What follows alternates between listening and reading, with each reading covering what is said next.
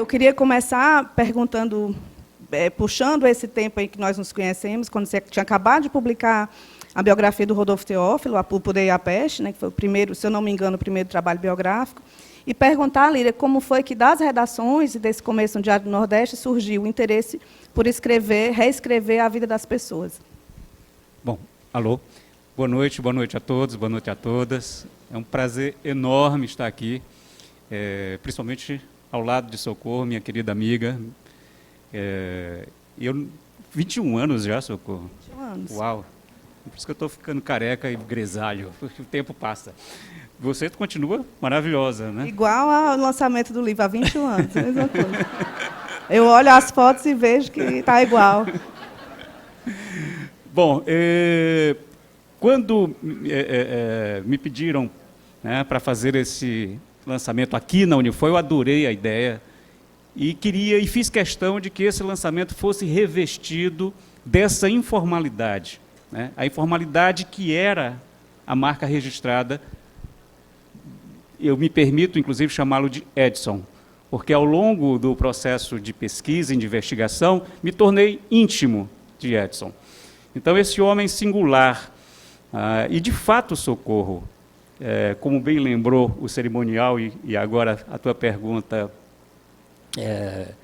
toca nesse assunto, de fato eu comecei tudo pelo Diário do Nordeste. Na verdade, é o seguinte, disse isso já em algumas vezes, em algumas entrevistas, e vou repetir, até cerca de 30 anos de idade, eu não tinha a mais remota ideia de que iria ser jornalista. Eu já estava ali chegando nos 30 anos, eu tinha largado 2 faculdades, eu tinha trabalhado como técnico de raio-x, eu tinha colocado na gaveta um diploma de técnico em topografia, formado pela Escola Técnica Federal do Ceará. Com esse diploma, trabalhei 2 longos dias no ofício de topógrafo. No segundo dia, eu desisti. Tinha trabalhado com um irmão meu num trailer, vendendo cachorro-quente e hambúrguer. Tinha, que mais?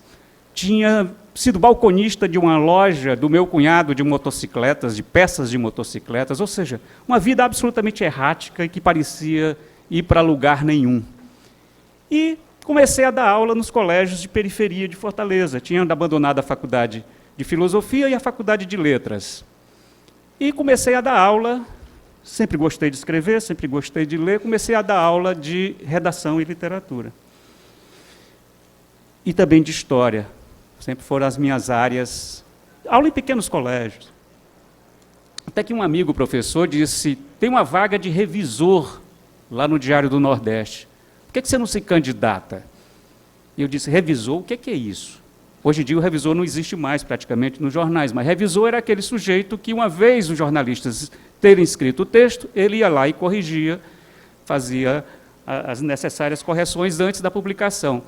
Eu disse, bom, eu acho que eu sei escrever, gosto de ler, vou me candidatar. Bom, me candidatei, passei, e a Socorro Cunha, que era a chefe da revisão, minha querida fada madrinha, Socorro chegou e disse, pode começar a trabalhar hoje. E eu disse, ótimo. E aí eu precisava avisar em casa que eu ia demorar a voltar. E eu disse, onde é o telefone? E ela disse, aqui na revisão não tem telefone.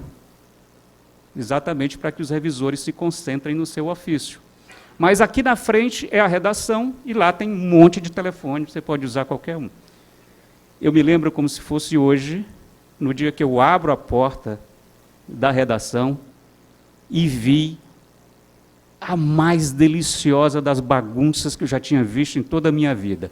Ainda era tempo da máquina de escrever, jornalistas gritando, ai, cadê a matéria, não sei o quê. Eu disse, gente, eu quero estar aqui, não é ali. Ali é muito calmo, eu quero estar nesta bagunça aqui. E aí, para ir para a bagunça, eu precisava cursar jornalismo, logicamente. E aí, aos 30 anos, encostando ali nos 30 anos, fui fazer vestibular de novo, tinha que começar do começo. E aí fui fazer vestibular na Universidade Federal do Ceará, e, enquanto isso, trabalhando como revisor no Diário do Nordeste. Então, tudo começou pelo Diário do Nordeste. No segundo semestre, eu já tinha saído da revisão e tinha ido para o delicioso inferno da redação, né? E aí foi assim, Socorro, que começou, mas o jornalismo, que é minha paixão, ainda não me completava. Ainda tinha algo que me deixava inquieto. A velocidade da produção da notícia, ligar o piloto automático, escrever rápido. Eu disse, eu queria ser jornalista, mas a longo prazo, escrever uma matéria durante anos. E aí foi que eu resolvi migrar da página do jornal para as páginas do livro. E aí me tornei escritor por meio exatamente de Rodolfo Teófilo, que foi minha primeira biografia, lançada em 1999. Alguém? A Adriana, minha mulher, soprou aqui. É isso, então. Líria, e nesse período no Diário, você conviveu com o seu Edson, conheceu? Não, inclusive, eu tinha que fazer, obrigado, você falou que eu tinha que fazer essa correção. Não, quando eu comecei no Diário, ele já tinha falecido, né? Então, mas havia ali uma memória muito presente, né? Quando eu cheguei, eu mas convivi com uma redação que ele tinha ajudado a formar, porque ele era, uma das características de Edson era se meter de fato no negócio, tinha que ter ali. Para mim, uma das cenas mais fantásticas, e que está narrada no livro, tem até a foto, era o momento em que ele, insatisfeito com a transmissão do Canal 10, da torre do Canal 10, ele subiu na torre. Foi lá na torre, tem a foto no livro, ele lá em cima na torre, ou seja, ele fazia questão de se envolver nos negócios. E no caso da redação do Diário foi esse. Então, convivi com pessoas da origem da redação. Por exemplo, o caso de professores meus, que depois no curso de jornalismo, como Agostinho Gosson, como Ronaldo Salgado, né, como meu amigo Newton Almeida, que todos eles foram, né, da primeira redação do Diário, e eu encontrei o Anderson, do Caderno 3, então são pessoas com quem eu convivi, e todos eles falavam de Edson com muita admiração. E tinha uma coisa que eu nunca esqueci, Agostinho Gosson foi quem me falou isso, nosso professor Agostinho Gosson, saudoso Agostinho, ele dizia o que o Edson mais detestava era o sabujo, o puxa-saco. Ele não suportava um puxa-saco. Ele não gostava de bajulação. E é por isso que ele gostava de mim, porque eu enfrentava e dizia, não é assim não, Edson. E ele disse, me prove que não é. E aí ele tinha que argumentar. Se o seu argumento me convencer, eu faço da forma como você está dizendo. Isso, para mim, é um traço também muito especial no personagem, porque ele era muito convicto das suas ideias, mas também tinha a capacidade de ouvir e a capacidade de ser contrariado e fazer, né, do jeito que alguém o convencesse que era a melhor forma.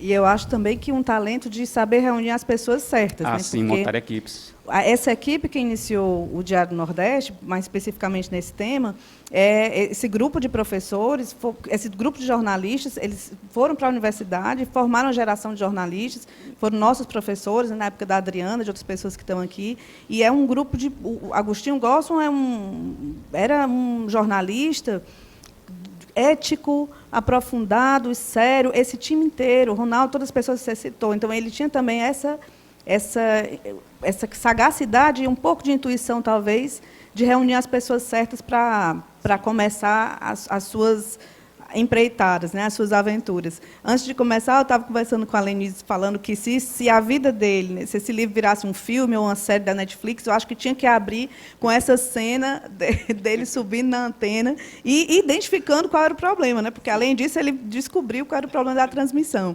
E, antes de vir para cá, eu vinha no Uber, demorou muito, estava muito engarrafado com a minha filha, e ela me pediu para contar o livro, a história, e eu fui contando na ordem dos capítulos para ela.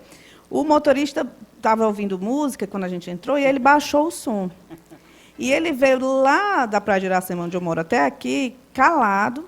Eu acho que ele veio mais devagar do que o que ele deveria. Eu cheguei muito atrasada.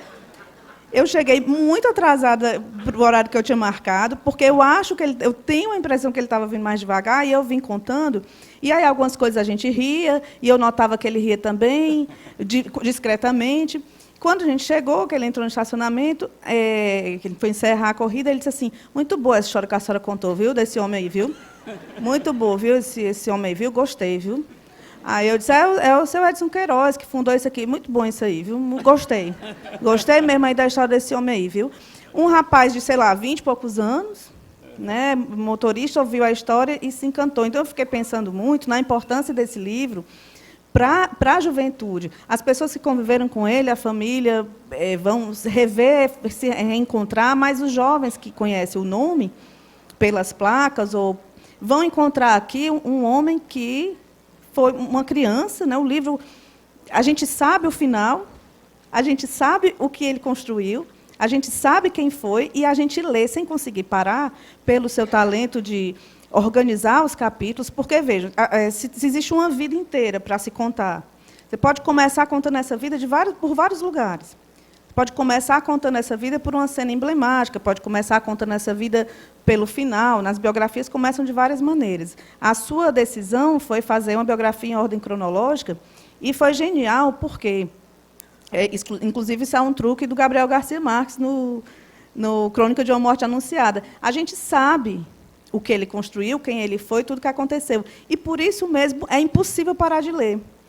Porque a gente quer saber como é que esse menino que nasceu em Cascavel, que com 10 anos tinha uma banquinha de vender, como é que esse menino pequeno que conseguiu fabricar nanquim para vender para os tinteiros, como é que ele foi fazendo isso tudo? Então, é impossível, não é de surpreender a escolha.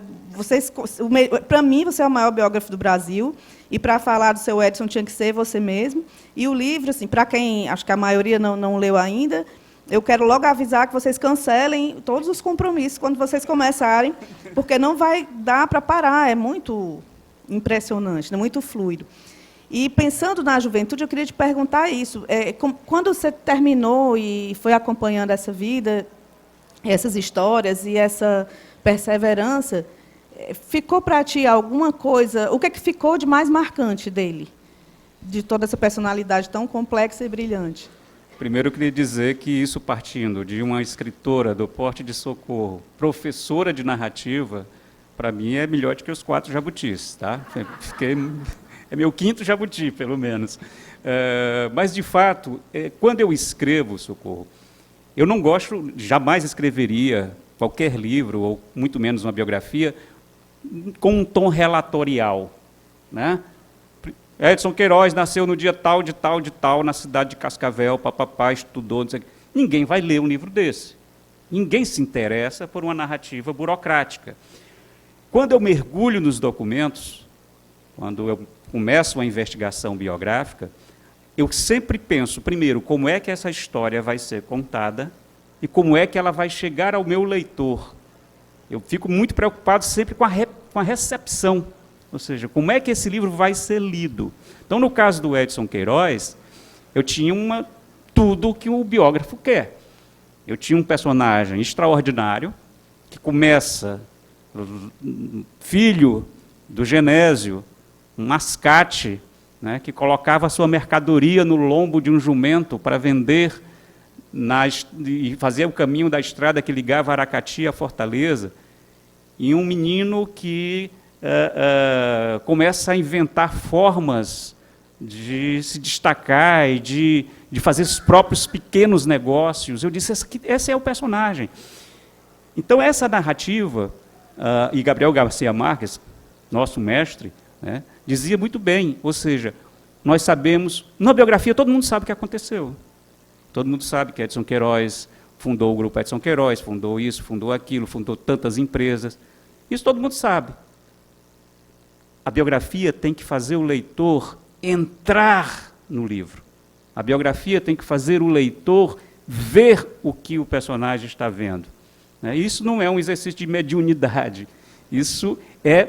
A sua pesquisa tem que ser criativa. A escrita criativa de não ficção pressupõe uma pesquisa também criativa, não no sentido da invenção literária, mas no sentido de olhar para a documentação de forma nova, de forma curiosa e de forma inventiva, sem ficção. Então, eu contei com a ajuda para fazer esse livro com a ajuda de uma grande jornalista amiga nossa, Claudinha Albuquerque, que infelizmente não pôde estar aqui hoje, está viajando, mas a Claudinha me ajudou, inclusive, a fazer entrevistas, já trabalhamos juntos, temos até um livro assinado em parceria, e é sempre nessa perspectiva de ir para essa documentação, tive acesso irrestrito, a família me concedeu acesso irrestrito ao acervo de Edson e ao álbum de recortes que a dona Yolanda fazia de forma muito criteriosa e muito cautelosa. Aquilo foi uma fonte inesgotável para o biógrafo. Tá? Então, o que me impressionou nesse personagem, eu acho que disse isso hoje, inclusive, na entrevista para o Diário do Nordeste, está um pouco reproduzido nessa capa. Quando eu bati o olho nessa foto, eu disse, eu vou ter que convencer a família de que essa é a foto da capa. Porque, para mim, é isso aí. Ele lá, todo a rigor, mas com essa cara, com essa pose, com essa irreverência, e é esse homem que eu quis mostrar para o leitor, e principalmente para o leitor jovem, para o leitor contemporâneo também, que não conheceu o Edson pessoalmente. Porque uma coisa é você saber, Edson Queiroz fundou o grupo Edson Queiroz. Eu preciso fazer com que o meu biografado desça da estátua e caminhe entre nós. E que seja um mortal como nós, e que tenha, e o livro tem que mostrar isso, e como todos nós, é um homem cheio de controvérsias e cheio de contradições íntimas e pessoais. Eu não escrevo biografia para santificar ninguém. E isso foi muito interessante, a família me permitiu escrever este livro como eu escrevi todos os meus outros livros. Ou seja, mostrando as contradições, inclusive do próprio personagem. E as próprias filhas, nas conversas que nós tivemos, nas entrevistas que eu fiz, porque elas também foram entrevistadas, muitas vezes falavam disso, e isso está no livro. Essas contradições, essas ambiguidades do personagem. E quando a gente viu uma trajetória como a do Edson Queiroz, a gente imagina, nossa, foi uma vida só de vitórias. Não. O livro mostra os momentos de hesitação, os momentos não tão bem-sucedidos, o momento em que ele erra, porque ele não era santo e muito menos era infalível. Ele era um homem, como todos nós, falível, humano, demasiadamente humano, mas profundamente, isso para mim foi fantástico. Um cearense típico. E por isso escrever este livro também foi um pouco, hoje vivendo há 4 anos em Portugal e há 20 anos longe de Fortaleza e do Ceará, foi um reencontro com minha gente, foi um reencontro com minha terra. Porque o Edson Queiroz era essencialmente esse homem com um tino singular, admirável para os negócios, mas nunca deixou de ser um cearense, nunca deixou de ser esse homem irreverente, brincalhão, que tinha um xiste sempre pronto, que pregava peças na mesa aos amigos convidados para jantar. Ele tinha um ovo de plástico, né, que botava lá só para olhar para o convidado, e o convidado tentava pegar aquele ovo, e o ovo era de plástico, e ele ficava lá rindo sozinho, porque ele tinha essa coisa, essa irreverência, né? Essa saudável molecagem cearense, né, que todos nós, de uma certa forma, uns mais, outros menos, encarnam. Então, isso foi que me aproximou da figura de Edson, e foi isso que mais me entusiasmou ao biografá-lo. Lírio, foi quanto tempo de pesquisa e escrita? Olha, teve a pandemia no meio, como bem disse, né, a dona Lenise, era para nós estarmos aqui em 2020, né? Mas, desde o momento em que a família me ofereceu as condições objetivas para que eu me dedicasse ao trabalho, eu acho que levou ali 1 ano e meio, 2 anos, se eu não me engano, acho que foi mais ou menos isso. Porque foi quando eu estava já chegando em Portugal, eu fui para Portugal em 2018, 2 anos, porque em 2020 era para o livro ser lançado, exatamente. E nesse processo, né, de pesquisa, eu consultei não só os acervos da família, mas houve toda uma pesquisa bibliográfica e também hemerográfica, ou seja, eu fui aos jornais de época, né, tive as entrevistas. E uma coisa interessante, Socorro, você que leu o livro já percebeu isso conforme nós conversamos. Existem 2 grandes personagens nesse livro. O primeiro personagem, logicamente, é Edson Queiroz. O segundo personagem desse livro é Fortaleza. A cidade de Fortaleza, o estado do Ceará. Não só pelo fato de Edson Queiroz ser essencialmente um cearense, mas pelo fato de que a cidade se transforma junto com a vida dele. Muitas vezes, isso para mim também foi fascinante. O Edson Queiroz tinha uma capacidade de leitura de cenário extraordinária. Ele sabia, ele tinha um cheiro, um faro de futuro, ele sabia para onde é que as coisas apontavam. E essa leitura de cenário fazia com que ele se antecipasse aos fatos, aos acontecimentos, e mais do que isso, muitas vezes ele os acelerava, fazia com que os fatos se acelerassem. Você imagina o que seria uma época que todo mundo cozinhava a lenha? O homem se mete a fazer venda de botijão de gás. Parece uma coisa insana. Como é que esse sujeito vai vender botijão de gás numa terra, num lugar, num país em que todo mundo ainda cozinha a lenha? E tinha uma coisa que ele fazia que eu achei fantástico, né, quando me contaram isso, muitas pessoas me contaram essa mesma história. Ele chegava numa casa, pedia para falar com o dono e com a dona da casa, e dizia o seguinte: eu vou deixar aqui um fogão a gás e um botijão, e a senhora não me precisa pagar por isso, não. Queria só ver sua cozinha. E a cozinha, logicamente, com o fogão a lenha, estava toda esfumaçada, preta. Ele pegava um balde de tinta com um pincel, pintava a cozinha da mulher, do homem lá, pintava toda e dizia: daqui a 15 dias eu volto.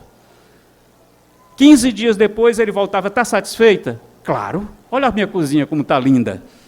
Então agora a senhora vai comprar meu fogão e meu botijão de gás, e eu vou financiar isso aí no crediário. Então isso ele foi fazendo com que as pessoas começassem a despertar para a importância de um produto que jamais elas pensaram que podiam vir a ter. E isso ele fazia em todas as áreas. Isso de fazer algo que quebrava uma lógica de um mercado até então instalado, né?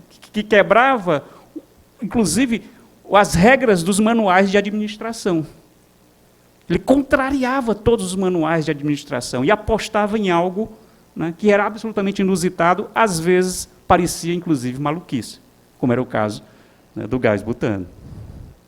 E muitas vezes você fala em vários trechos que ele era desencorajado por pessoas que já eram do ramo, que diziam em várias coisas, na própria Unifor, né, que ele quis começar a Unifor com vários cursos, e as pessoas diziam que não, que ele começasse com um curso ou dois, e ele disse: não, eu não vou começar para fazer uma coisa chinfrim, eu vou começar do jeito que eu quero.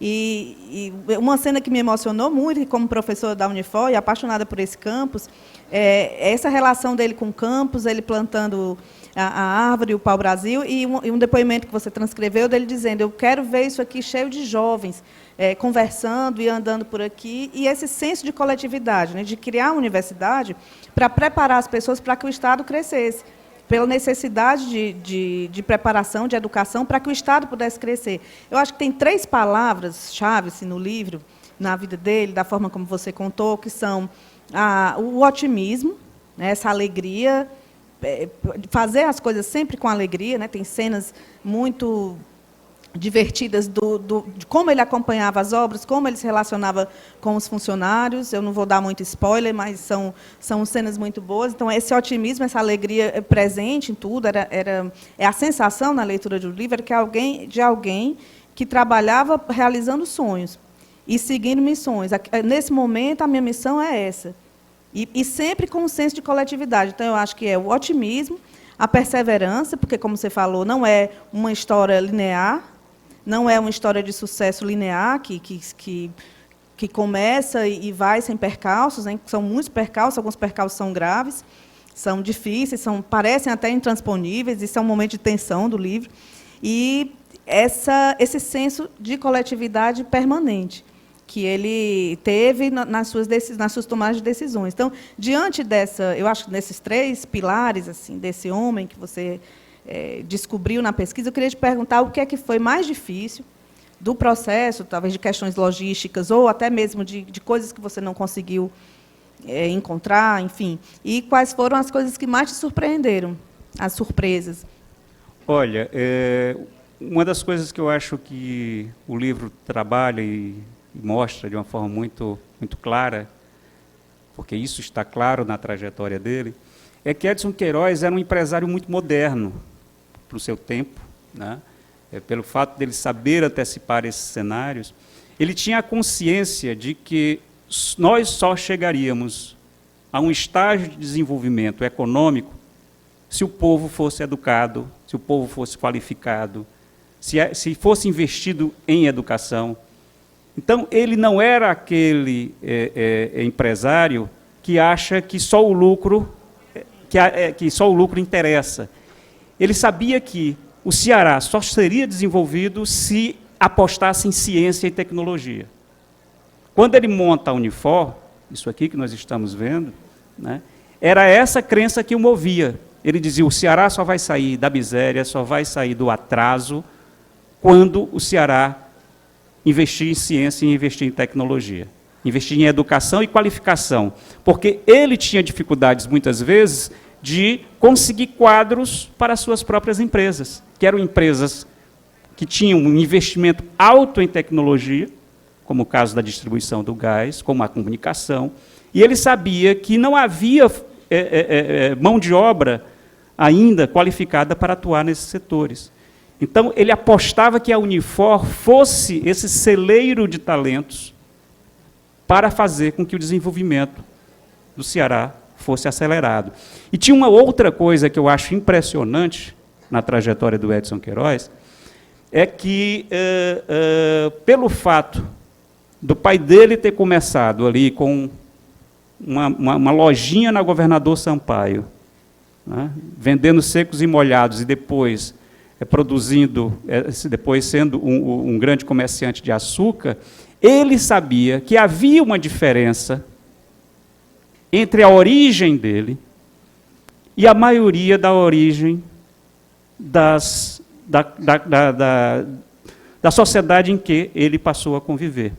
Ele sabia que o sucesso dele vinha do comércio. O pai era mascate e ele entra nesse território a partir da venda. E havia ali, isso fica muito claro no que ele deixou escrito, ele sabia que ele era alvo de preconceitos, pelo fato de não provir de nenhuma ascendência de uma certa nobreza rural ou agrária, que até então era a nobreza aristocrática de Fortaleza. E ele sabia e ele ali enfrentou muitas vezes dificuldades e preconceitos pelo fato de ser muito bem-sucedido e talvez muito mais, e se tornou logicamente muito mais poderoso do ponto de vista econômico do que muitos daqueles que o olhavam de viés porque achavam que ele era quase um intruso, né? Alguém que era quase que tinha aberto a bolha e apostando sempre no futuro, e apostando sempre para frente, né? E apostando sempre nesse desenvolvimento como algo coletivo, né? Como algo que não era só dele e não poderia ser só dele porque não seria autossustentável. Eu acho que isso é o Edson Queiroz que nós vamos ver neste livro. E tem outro aspecto aí dentro desse senso de coletividade, que era a generosidade. No livro tem várias histórias, tem várias situações de pessoas que ele conheceu em determinado contexto, pessoas que ele percebeu ali um talento ou uma necessidade de ajuda naquele momento e que ele acreditou em pessoas que nem elas acreditavam em si mesmas. Tem várias situações que nem a pessoa acredita. Diz, mas, seu Edson, eu não posso assumir isso, eu não posso fazer isso. Ele diz, você pode, estou dizendo que você pode, você vai. E funcionava. E assim ele foi fazendo muitos amigos. Tem várias histórias que terminam, sempre você coloca, e ficaram amigos pelo resto da vida. E uma dessas situações de amizade, de pessoas que ele abrigou, que ele ajudou, e que se tornaram muito amigos, né, que criou um elo muito forte com a família até hoje, aconteceu, chegou na minha experiência aqui no meu trabalho com a Unifor, que é uma anedota que eu não posso deixar de contar, porque foi muito curioso, foi muito engraçado. Nós começamos o projeto, os cursos de literatura na Pós-Unifor, em 2019, no 24 de agosto, aniversário do Jorge Luiz Borges, data escolhida a dedo, e eu e a professora Candice, que trabalhava comigo na Pós-Unifor, à época, a gente começou a montar o curso e começamos por um curso de curta duração. E eu disse, olha, eu gostaria que nós trouxéssemos, para abrir esse nosso projeto de formação em literatura aqui dentro da Unifor, um escritor que eu acho que é hoje um dos melhores escritores do mundo, um dos melhores em língua portuguesa do mundo, que é o Gonçalo Tavares, que ganhou o Prêmio Saramago. E, quando ganhou o Prêmio Saramago, os próprios Saramago disse que ele seria o próximo Nobel da língua portuguesa. Eu disse, bom, então eu quero que a gente comece nosso projeto na Unifor com o próximo Nobel da língua portuguesa. Vamos trazer o Gonçalo Tavares. Trouxemos. O Gonçalo é uma pessoa muito séria, muito tímido, muito reservado. Eu e a Candice fomos buscar no hotel aquele tratamento especial, e aí a gente veio o caminho todinho falando da Unifor, e a Candice foi diretora de centro, então ela sabe todos os números. Números de alunos, nós temos tantos alunos, tantos cursos, então nós não sei o quê, e nós somos aí falava dos rankings, a gente, como dizia minha avó, gabando a Unifor, né, falando para onde é que ele estava vindo, falando do projeto, e ele calado, e ele lá calado, ouvindo, e a gente falando, porque isso, porque aquilo, e ele calado. De repente, quando a gente está chegando perto da sala de aula, lá no bloco B, lá no nosso bloco, ele olha para uma placa, e está escrito Fundação Edson Queiroz, e diz a seguinte frase: essa universidade é da vovó Yolanda? E aí, a Candice dirigindo, eu atrás, meu Deus, o universo paralelo se abriu aqui, como é que o Gonçalo está chamando a Dona Yolanda de vovó Yolanda? E aí, você conheceu a Dona Yolanda? Ele, sim, uma pessoa incrível, vovó Yolanda mora no meu coração. E não disse mais nada. E eu entrei, e aí eu não tinha mais espaço para perguntar, porque ele muito trancado, a Candice não perguntou nada, então eu também não vou perguntar nada. A gente chegou na sala de aula, ele queria um semicírculo, arrumou, os alunos começaram. Quando deu assim, meia hora de aula, que estava tudo bem, eu mando uma mensagem para a Manuela. Manuela, bom dia, tudo bem? É o seguinte... Então, a gente começou um curso com o professor português, Gonçalo Tavares, e ele está chamando a Dona Yolanda de vovó Yolanda. O que é isso? Aí a Manuela, é uma história tão linda, depois te conto. Eu não vou conseguir. Eu não vou conseguir terminar esse dia, porque tu disse, é tão bonita, é uma história tão bonita, depois eu te conto. E aí eu fiquei mais curiosa, como é que o próximo Nobel de Literatura chama a Dona Yolanda Queiroz de vovó Yolanda. À noite, para minha sorte, eu encontrei a Manuela num show, e disse, Manuela, venha cá, que eu não tenho condição de viver. E é uma história linda de uma amizade da juventude da Lenise, que você conta no livro, né, com a família do Gonçalo. E eu achei, na verdade, eu não falei isso para a Lenise na hora que a gente estava conversando, mas eu fiquei muito emocionada, porque eu senti como se esse projeto da literatura na Unifor estivesse sendo abençoado pelos dois. Dona Yolanda adorava literatura, adorava que se recitasse poesia para ela. E eu senti como se fosse aí um elo do destino ligando várias pontas de forma assim, me deixou completamente louco o dia inteiro, porque era impensável ouvir o Gonçalo chamar a Dona Yolanda de vovó Yolanda, né? E você conta isso no livro, e várias histórias de amizade, mas a outra história de amizade eu queria que você falasse, porque eu sei que você gosta muito, que é quando ele vendeu mala em Nova York. A história do Gonçalo Tavares chamar vovó Yolanda, né, eu vou deixar que vocês leiam o livro e descubram. Eu passei um dia inteiro tenso, agora vocês vão ter que...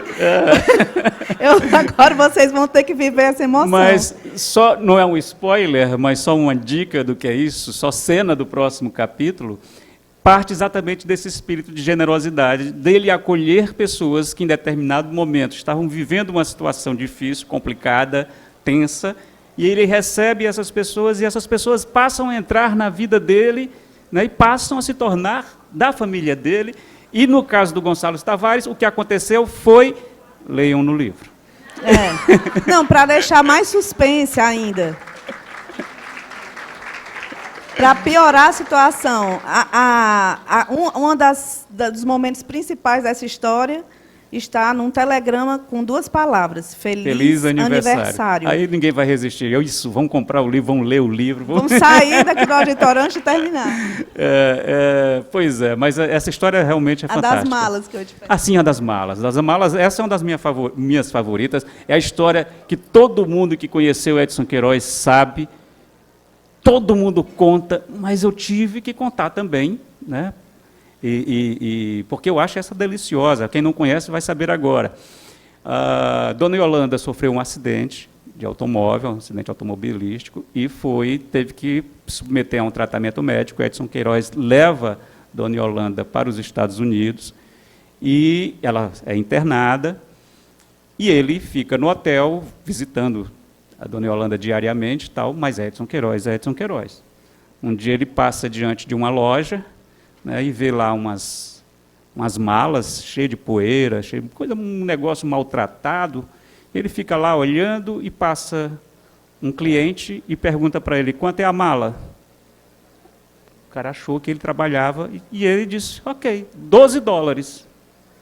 E vende a mala, limpa a mala, né? Limpa a mala, passa lá um espanador, uma flanela, e vende e chega para o dono do negócio, está aqui, ó, vende a mala, aí dá brinde para os clientes, e o cara diz, mas você quer trabalhar comigo? Nesse momento, Edson Queiroz já era um homem bem-sucedido, um empresário de sucesso. Quero. E vai trabalhar como balconista numa loja de mala em Nova York. Até o dia que chega um cearense lá e disse, Edson, o que você está fazendo aqui vendendo mala? Aí chega para o dono do negócio, esse aqui é um dos maiores empresários do Brasil, ele está vendendo mala aqui para você. Ele disse, é porque eu não sei ficar parado. Eu para ganhar $40, o salário era $40. Ganhava uma miséria, nem lembro o valor, mas era uma coisa miserável. E ele dizia, eu não consigo cruzar os braços e ficar sem fazer alguma coisa. E foi trabalhar. E depois esse sujeito, dono da loja, claro, se tornou também amigo de Edson Queiroz, né? E jamais desconfiou que aquele sujeito, aquele cearense bem-humorado, brincalhão, que estava ali, fosse Edson Queiroz. Era o Edson, um migrante, talvez, que ele imaginou que fosse. Então, essas histórias, o livro está cheio desse tipo de histórias, né, dessas coisas quase anedóticas, um pouco também para mostrar ao leitor como é que se construiu esse personagem, como é que esse personagem se construiu, né, como é que... hoje eu vim de táxi aqui para cá e o motorista, minha mulher estava com minhas filhas, e aí o motorista disse assim, vão para algum evento, não sei o que, eu disse, é o lançamento de um livro. E o que é o livro? Eu disse, a biografia do Edson Queiroz. E eu não sei porquê, ele achou que eu tinha cara de escritor, sei lá, e disse, é seu o livro? Eu disse, é. Aí eu disse assim, é um livro que ensina a ficar rico, igual Edson Queiroz, eu acho que ele deve estar por aí. Acho que ele deve estar aí doido para ler o livro. Vai esgotar, né?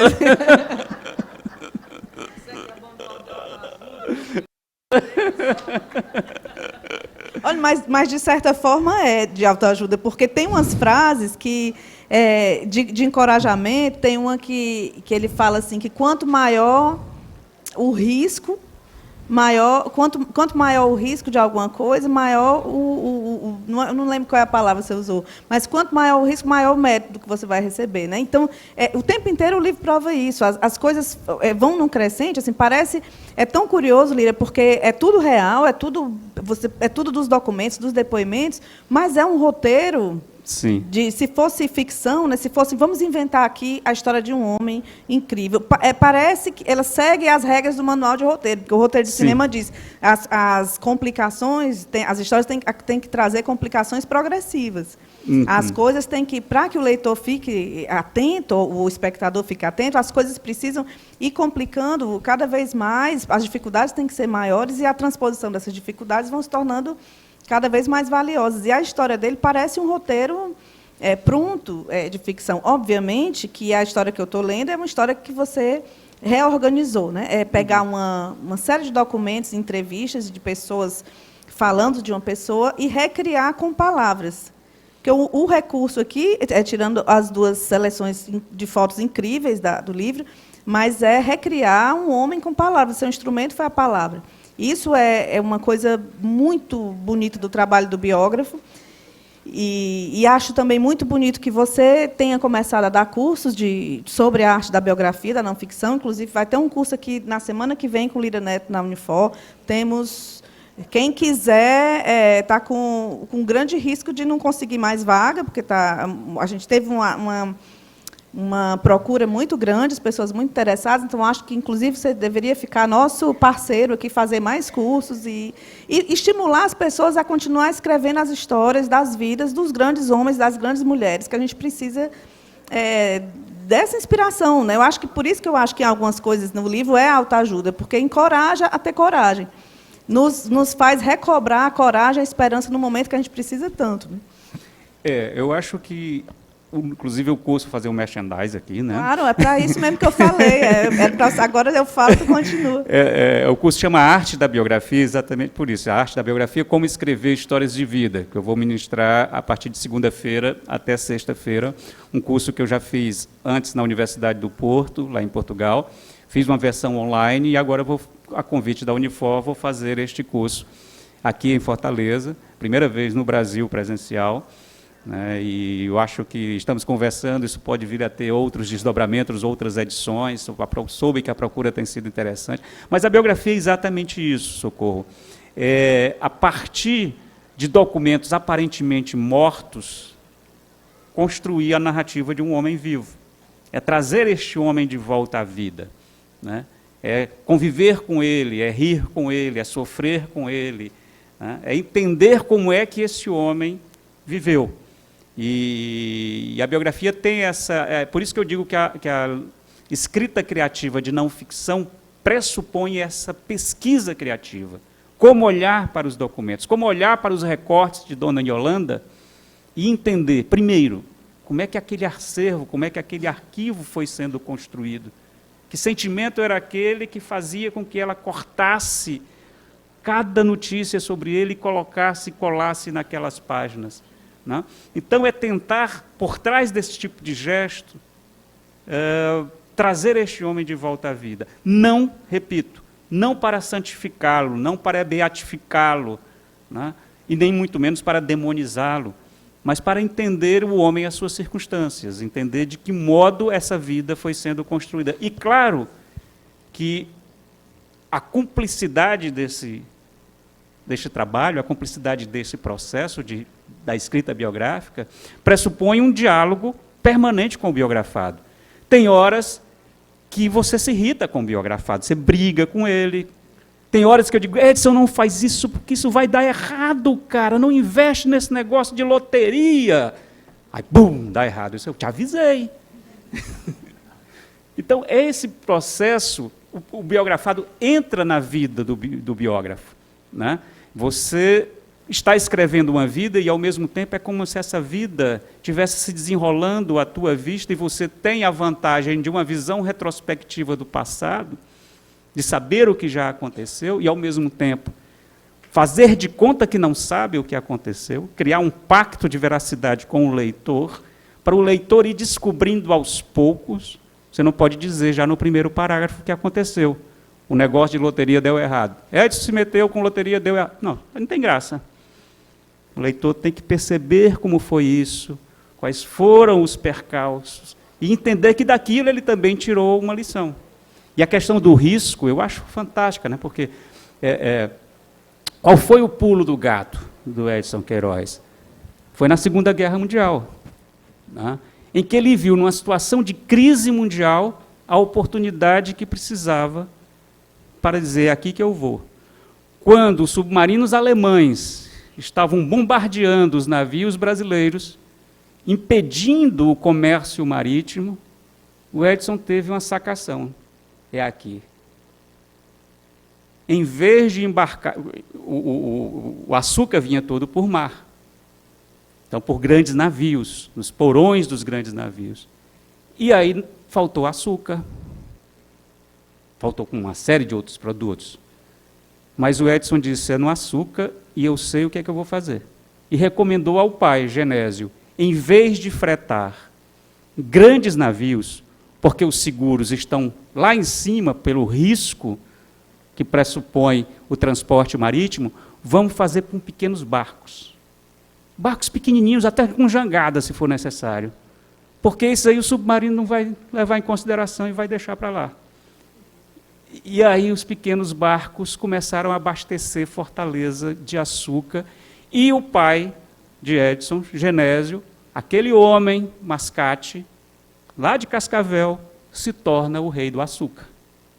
Começa a praticamente deter a hegemonia do comércio do açúcar no Ceará. E o Edson passa a ser, né, o homem que deu ao pai essa ideia. E todas as ideias deles eram assim, aparentemente malucas e que eram arriscadas, sim, mas era aquilo que virava a chave, aquilo que fazia com que o que parecia algo intransponível. O Edson tem essa capacidade, Socorro, você que é uma professora de narrativa, sabe disso. O Edson tem a jornada do herói, do Campbell. Joseph Campbell é um homem, pensador, que leu e procurou saber como é que se construíram todos os mitos da humanidade. Ele foi na mitologia hindu, na mitologia latina, dos povos mais diferentes, e entendeu que só existe uma narrativa, ou pelo menos existe o que ele chamou de monomito, ou seja, que todas as histórias têm o mesmo fundo, têm o mesmo percurso, o percurso que ele chamou da jornada do herói, né, que é aquilo de uma... Começa, podem prestar... Vejam os filmes mais tradicionais, Rei Leão, por exemplo. Como é que começa? Está tudo tranquilo, está tudo bem, todos vivem em paz. E aí acontece um episódio que tem que desencadear a trama. Se não acontecer algo, não tem história. Precisa acontecer uma dificuldade, um chamado, né? E o herói é chamado a vencer essa dificuldade. E o Edson está cheio de chamados que o desafiam, né? Que desafiam aquela situação de estabilidade e faz com que o personagem se lance no mundo em busca da superação dessa... Então, a jornada do herói de Campbell, todos os desafios, depois a volta, e depois o presente, a dádiva e tudo mais, está tudo lá. E é impressionante que você olhando todos os capítulos do livro, de certa forma, é ali o roteiro, como você disse, pronto. E uma coisa que eu achei fantástica, você me empresta esse exemplar? O autor é ótimo, pode pegar para você ver. É um excelente livro. Tem uma coisa que eu acho que, já que você falou de Saramago e Nobel... A epígrafe. A epígrafe do livro, ou seja, a frase que está na primeira página, antes de começar o livro, é uma frase do Saramago, e do Cadernos de Lanzarote, que, para mim, é um pouco isso. Fala, Saramago, vamos lá. Isso a que damos o nome de destino, como todas as coisas deste mundo, não conhece a linha reta. O nosso grande engano, devido ao costume que temos de tudo explicar retrospectivamente em função de um resultado final, portanto, conhecido, é imaginar o destino como uma flecha apontada diretamente a um alvo, que, por assim dizer, a estivesse esperando desde o princípio, sem se mover. Ou seja, o que é uma má biografia? É aquela determinista, em que o herói nasceu para ser herói, e a vida já está dada, e é uma flecha apontando direto para o alvo, e o alvo está lá paradinho, e a flecha chegou e acertou. A trajetória de Edson mostra que a vida, como a vida de todos nós, é muito mais errática, não tem linha reta, é cheio de turbulências, né?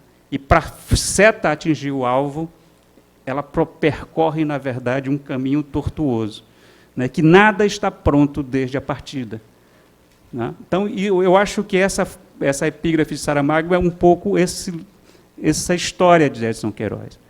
Não é um homem que tenha nascido com um destino para fazer sucesso. Ninguém nasce com um destinado ao sucesso.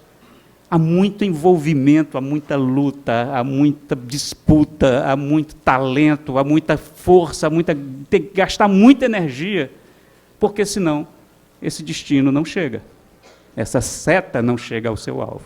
E eu acho que a trajetória do Edson Queiroz mostra um pouco isso, né? E eu vou lhe dizer uma coisa, eu gostei muito de ter escrito esse livro. Tem livros que você gosta mais, tem livros que você gosta menos, né? Gosto muito de ter escrito a biografia de Getúlio Vargas, foi o meu livro mais bem-sucedido até agora.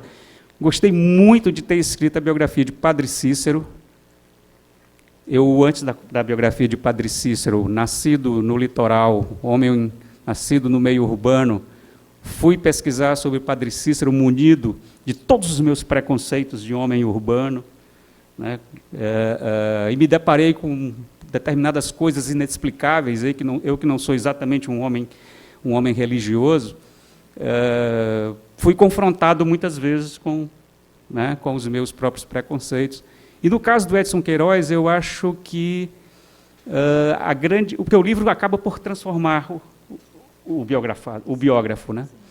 E eu acho que nesse caso do livro do Edson Queiroz, o que me pegou mais, né, foi exatamente esse traço de personalidade de alguém que se tornou tão poderoso, nunca esqueceu da simplicidade, né? Sempre foi alguém pé no chão, sempre foi alguém que nunca esqueceu a sua própria origem, nunca negou a sua própria origem e soube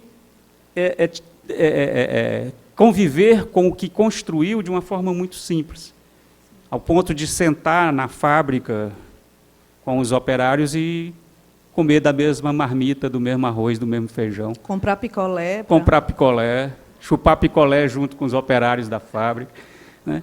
Ou seja, muitos outros que tiveram ou que têm muito menos do que ele, assumem uma postura de distância e de importância, se dando uma importância, né, como se fossem superiores aos demais porque conquistaram determinada coisa, A ou B.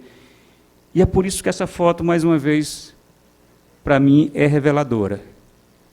Esse sorriso meu, moleque do Edson aí, né, é o personagem que vocês vão encontrar no livro. Não esperem encontrar um livro chapa branca, um livro relatorial com os êxitos de Edson Queiroz. Foi a primeira coisa que eu disse para a família. Vou fazer uma biografia. E a biografia pressupõe mostrar todos os lados desse personagem. E, estando aqui na presença da família, me sinto no dever de dizer isso. Em nenhum momento, isso é raro, muito mais raro do que possam imaginar, em nenhum momento houve qualquer tentativa de dizer, tira isso, não põe isso, evita isso, omite aquilo. Não. A família foi irretocável, né? Isso